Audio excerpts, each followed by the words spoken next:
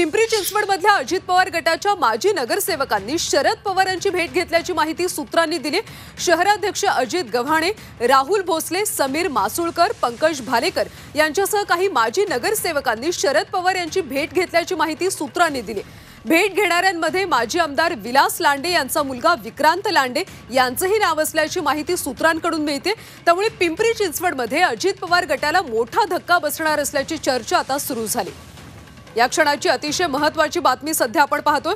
पिंपरी चिंचवडमधल्या अजित पवार गटाच्या माजी नगरसेवकांनी शरद पवारांची भेट घेतल्याची माहिती आहे। सविस्तर माहिती घेऊयात आमचे प्रतिनिधी कैलास पुरी यांच्याकडून। कैलास, आता अजित पवार गटाला पिंपरी चिंचवडमध्ये मोठा धक्का बसणार असल्याची माहिती मिळते, कारण अनेक माजी नगरसेवकांनी शरद पवारांची भेट घेतल्याची माहिती आहे। काय ताजे अपडेट्स मिळतात? अजित पवार यांचा महाराष्ट्रानंतरचा सर्वात मोठा बालेकिल्ला कुठला असेल तर तो पिंपरी चिंचवड असं यापूर्वी म्हटलं जात होतं।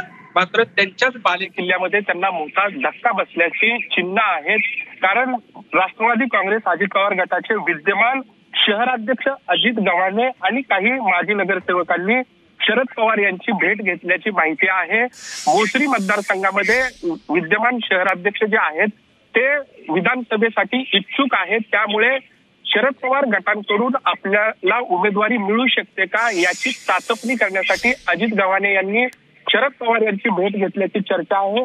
त्यांच्याबरोबर अनेक माजी नगरसेवक जे आहेत तेही या भेटीला उपस्थित असल्याची सूत्रांनी माहिती दिलेली आहे।